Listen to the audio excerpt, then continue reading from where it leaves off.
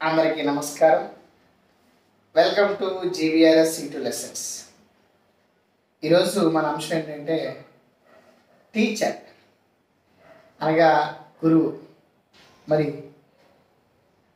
అజ్ఞానము అనేటువంటి అంధకారాన్ని తొలగించి జ్ఞానము అనేటువంటి వెలుగును నింపేటువంటి వారు ఎవరు అంటే గురువు. మరి ఆ రోజుల్లో వేదకాలంలో విద్య ఎలా ఉండేదంటే గురువులను శిష్యులు ఆశ్రయించేవారు. శిష్యులు ఆశ్రయించి వారి దగ్గరే ఉంటూ అక్కడ విద్యను అభ్యసించేవారు. ఆ గురువులకి సేవలు చేసుకుంటూ ఉండేవారు అన్నమాట. తల్లిదండ్రులు కూడా ఏం చేసేవారంటే సర్వ బాధ్యతలన్నీ కూడా శిష్యుడికి సంబంధించి బాధ్యతలన్నీ కూడా గురువుకే అప్పచెప్పేసేవారు. ఆయన నేర్పించవలసిన అన్నీ కూడా శుభ్రంగా నేర్పించి ఆ తర్వాత ఇంటికి పంపించేవారు. మరి నేటి కాలంలో విద్యా విధానం గురించి మనం మాట్లాడుకున్నట్లయితే ఇప్పుడు గురువు శిష్యుడిని ఆశ్రయించవలసినటువంటి తీరు అనేది మనం చూస్తూ ఉన్నాం. అయితే మరి విద్యార్థుల్లో ఆనాడు వినయము, విధేయత, గురువు మీద భక్తి, తల్లిదండ్రుల పట్ల భక్తి ఇవన్నీ ఉండేవి. మరి నేటి విద్యార్థుల్లో మనం చూసినట్లయితే వినయం అనేది లోపిస్తుంది.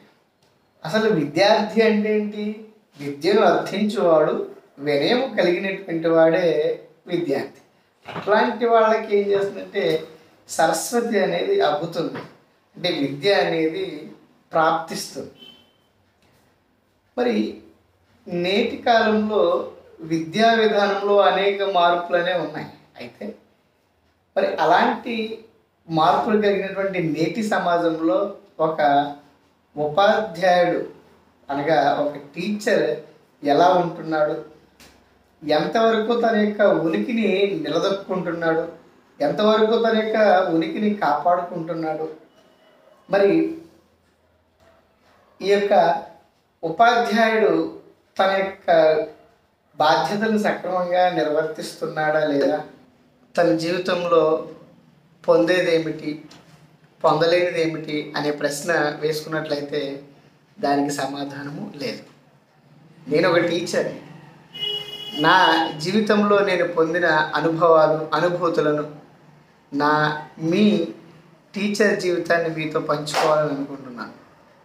మీరు కూడా ఒక టీచర్ అయితే #టీచర్ అని కమెంట్ చేయండి. ఒక టీచర్ యొక్క జీవితం అనేది ఏ విధంగా నడుస్తూ ఉంటుంది, తన జీవితంలో రోజు లైఫ్లో ఏ విధంగా ముందుకెళ్తుంది అనే విషయాన్ని మనం రెగ్యులర్గా తెలుసుకుంటాం.